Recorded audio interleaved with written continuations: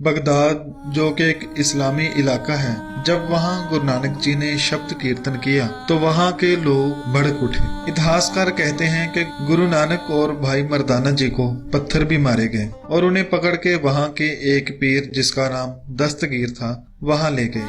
और उस पीर ने गुरु नानक जी से कहा, क्या फकीर, क्या तुझे पता नहीं कि इस्लाम में गाना बजाना वर्जित है? तो गुरु नानक ने उन सबके गुस्से का बहुत शांत रहकर जवाब दिया और कहा कि दुनिया के गीत संगीत में कुछ बुरा हो सकता है, मगर जो हम गा रहे थे वो तो उस अल्लाह का गीत था। वह तो उस मालिक के प्रेम में गाए हुए गीत थे। ये गीत गीत नहीं, ये तो बंदगी है। वह तो उससे बात करने का तरीका है। मुझे उस मालिक से इश्क है और मैं अपने महबूब को ऐसे ही याद करता हूँ। वह पीर, जिसका नाम दस्तगीर था, वह भी बहुत पहुंचा हुआ था और बहुत दिनों से ऐसे ही महापुरुष की तलाश में था जो उसके सवालों के जवाब दे सके और जिसका रोम रोम अल्लाह की बंदगी में डूबा हो। और उस पीर को लगा कि ये फकीर यकीनन वही महापुरुष है जिसकी मुझे बरसों से तलाश थी। उसे अपना पीर मुर्शिद मानने से पहले वह ये जान लेना चाहता था कि कहीं मैं कोई गलती तो नहीं कर रहा। तो उसने गुरु नानक से अपने मन में दबे 3 सवाल पूछे, जो उसने पहले भी कई पीर पैगंबरों से पूछे थे, मगर उसके मन की तसल्ली न हुई थी। तो उसने गुरु नानक जी से कहा कि ऐ फकीर, मैं तुम्हारी बात की कदर करता हूँ और इन सब की तरफ से मैं माफी भी मांगता हूँ, मगर मैं तो तभी आपको एक सच्चा फकीर मानूंगा अगर आप मेरे 3 सवालों के जवाब दें। अगर आप जवाब देने में नाकाम हुए तो आपको इसकी सजा भी मिल सकती है। तो गुरु नानक जी ने कहा, मैं जानता हूँ तुम्हारे मन में बहुत सवाल हैं और तुम्हें बहुत बेसब्री से उनका जवाब भी चाहिए। मैं तुम्हें उनके जवाब दूंगा, मगर इस डर से नहीं कि मुझे सजा मिलेगी, बल्कि इसलिए कि तुम्हारे मन में चल रहे सवालों की लहरें शांत हो जाएं और तुम उस प्रेम के सागर में डुबकी लगा सको। गुरु जी ने कहा, पूछो क्या है तुम्हारे सवाल? तो पीर दस्तगीर ने कहा कि मेरा पहला सवाल है कि उस परमात्मा परमेश्वर अल्लाह से पहले कौन था? दूसरा सवाल कि अगर वो है तो वो रहता कहाँ है उसका स्थान? और मेरा तीसरा सवाल है कि अगर वो है तो वो करता क्या है? कोई काम करता भी है या नहीं? अगर फकीर तुम मुझे इन सवालों के जवाब दे दो तो मैं आपका बहुत आभारी रहूंगा। गुरुजी ने कहा कि आपके सवाल इतने कीमती हैं जितने आपके पास पड़े हुए ये मोती। मेरा जवाब इन मोतियों में छिपा है। सब लोग वहाँ देखने लगे। गुरुजी ने कहा कि इसे एक थाल में डालकर यहाँ लाओ और मुझे गिनकर बताओ कि ये कितने हैं। तुम्हारा जवाब इसी में छुपा है। तो दस्तगीर बड़ा हैरान तो हुआ, मगर उसने वैसा ही किया जैसा कहा गया। वह थाल में भरकर उन्हें गिनने लगा। अल अतनीन तलाता अरबा, यानी अरबी में गिनने लगा 1 2 3। गुरुजी ने उसे 3 पर ही रोक दिया और कहा कि तुम गिनती गलत कर रहे हो। दस्तगीर बहुत हैरान हुआ। उसने कहा कि मैंने बिल्कुल सही गिना है। गुरुजी ने कहा, नहीं, तुम फिर से गिनो। उसने सोचा कि शायद मुझसे कुछ गलती हो गई है। वह फिर से गिनने लगा 1 2 3। गुरुजी ने फिर रोक दिया और कहा कि ऐ दस्तगीर, तुम तो इन लोगों के लिए बहुत बड़े पीर हो और फिर इस गिनती में चूक क्यों कर रहे हो? पीर ने थाल में पड़े मोतियों की तरफ देखा और फिर गुरु नानक की ओर थोड़ा सोचा और फिर कहा, ठीक है, इस बार जहां मैं गलती करूं आप वहीं मुझको रोक देना, ताकि मुझे समझ आ सके कि मैं कहाँ गलत हूँ। तो गुरुजी ने कहा, ठीक है, तुम गिनती शुरू करो। तो उसने गिनती शुरू की। जब उसने 1 कहा 1, तो गुरुजी ने उसे वहां ही रोक लिया, हाथ पकड़ लिया और कहा कि तुम यहाँ गलत हो। अब पीर भी हंसने लगा कि मैं तो समझा था कि आप बड़े फकीर हो, आप बाबा हो, मगर आपने तो मुझे 1 पर ही रोक दिया। भला 1 में क्या गलती है? गुरुजी ने कहा, यही तो गलती है। तुम 1 से शुरू कर रहे हो। तुम 1 से पहले शुरू करो। तुम 1 से पहले शुरू क्यों नहीं कर रहे?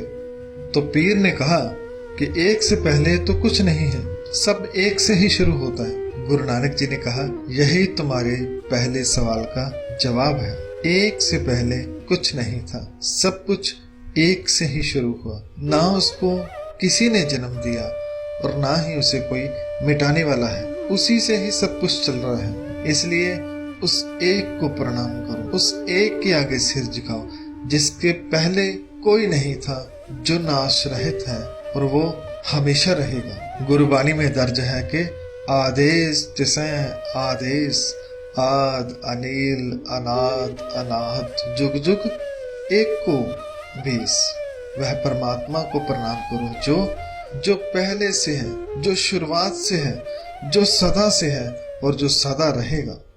दस्तगीर की आंखों में जैसे कोई चमक आ गई हो, जैसे उसे कोई बहुत बड़ा खजाना मिल गया हो, ऐसा उसके चेहरे पर मुस्कान थी।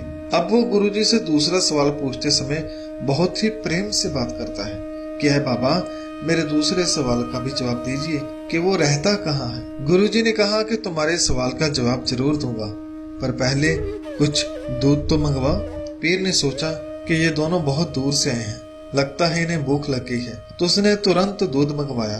बड़े बर्तन में दूध को लाया गया और कटोरे में पाने ही लगे थे तो गुरु नानक जी ने रोक दिया और कहा कि है पीर, इसे इस बर्तन के अंदर ही रहने दो।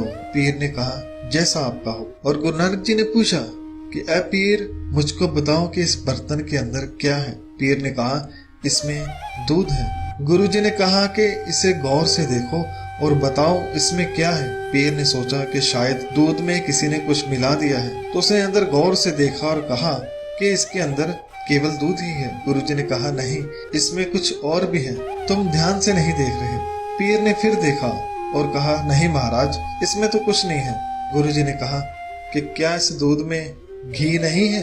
पीर ने कहा वो तो हर दूध में होता है। गुरु नानक जी ने कहा फिर बताओ इस दूध में घी कहाँ है। पीर ने कहा इसमें घी तो है मगर दिखाई नहीं देता, और घी को देखने के लिए तो दूध को अलग प्रक्रिया से गुजरना पड़ता है। गुरुजी ने कहा बस यही तो है तुम्हारे दूसरे सवाल का जवाब। जैसे यह दूध है वैसे ही हम सब ये दुनिया है, और इस दुनिया में परमात्मा वैसे ही है जैसे दूध में घी। आपने कहा कि दूध को घी बनाने के लिए इसे अलग प्रक्रिया से गुजरना पड़ता है, वैसे ही इंसान को परमात्मा पाने के लिए गुरु से मिलना पड़ता है ताजो अंदर के आनंद को वो हासिल कर सके। दोस्तों, गुरबानी में भी फरमान है कि सगल बनस्पत में संतर, सगल दूत में है किया, ऊंच नीच में है जोत समाने, घट घट मादो जिया। कि जैसे हर लकड़ी के अंदर आग है और हर दूध में घी है, गुरु जी फरमाते हैं वैसे ही वह प्रभु की जोत हर एक में है। गुरु जी ने कहा अब आप समझ गए ही होंगे कि परमात्मा कहाँ है। पीर ने कहा हमें यही पढ़ाया जाता था कि वह अल्लाह किसी सातवें आसमान पे है, मगर मुझे लगता था कि कहीं वो मेरे पास ही है। मगर आज आपकी बात सुन के महसूस हुआ कि सचमुच ही वो हमारे अंदर और सबके अंदर है। अब पीर ने हाथ जोड़ ली और कहा कि अब मेरे आखिरी सवाल का भी जवाब तो दे दीजिए, ताकि कोई शंका मेरे अंदर न रह जाए।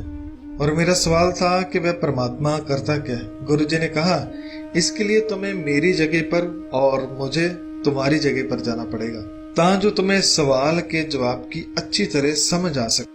पीर बिना किसी देरी के अपनी जगह से उठा और गुरुजी के पास आ गया और गुरुजी से कहा कि आप मेरी जगह पर बैठ सकते हैं और मुझे मेरे सवाल का जवाब दीजिए। तो गुरुजी उसकी जगह पर बैठे और जो पीर था वो नीचे भाई मर्दाना जी के साथ बैठ गए। लोग हैरान थे कि हमारा पीर नीचे बैठा है और ये बाबा हमारे पीर की जगह पर।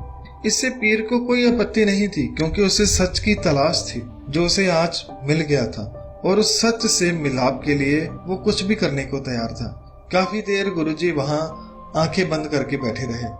जब काफी समय हो गया तो पीर ने कहा कि आ फकीर बाबा, आपने मेरे सवाल का जवाब नहीं दिया। तो गुरुजी ने कहा कि तुम्हारा सवाल था कि परमात्मा करता क्या है। तो गुरुजी ने कहा कि वह परम शक्ति, वह कादर यही काम करता है। पीर ने पूछा कि क्या।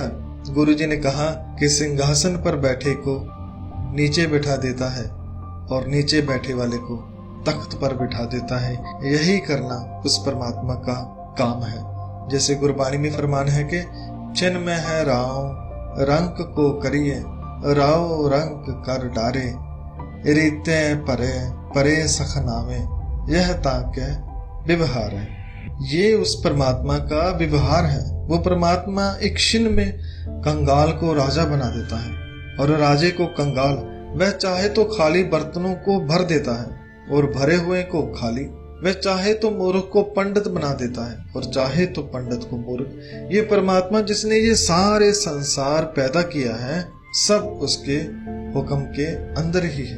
अब दस्तगीर को अपने तीनों सवालों के जवाब मिल गए थे। गुरुजी ने कहा कि परमात्मा जिसने ये सारा संसार पैदा किया है ये सब संसार उसके हुक्म के अंदर ही है और जो उसके हुक्म को जान लेता है वह ही आनंद में रहता है। और दोस्तों ये छोटी सी जात बगदाद में अभी भी बनी हुई है और यहाँ पर गुरुजी बैठे थे। अभी भी वह सिंहासन वहाँ मौजूद है और वहाँ पर अरबी में गुरु नानक जी को हजरत बाबा नानक कहकर संबोधन किया गया है। दोस्तों गुरु नानक पहले भी हर सवाल का जवाब देते थे और आज भी मेरे मन में कई सवाल उठते हैं और मेरे हर सवाल का जवाब गुरु महाराज गुरबानी में देते हैं। ऐसा कोई मन का सवाल नहीं जिसका मुझे जवाब नहीं मिला। आप सब भी गुरबानी को पढ़ा कर आपको आपके हर सवाल का जवाब इसमें मिलेगा। केवल जवाब ही नहीं, मन की शांति, मन का सुकून, परम आनंद इसमें मिलेगा। वीडियो बनाते समय बहुत सारी गलतियां हो गई होंगी, उसके लिए मैं क्षमा चाहता हूँ। धन्यवाद। वाहिगुरु जी का खालसा, वाहिगुरु जी की फतेह।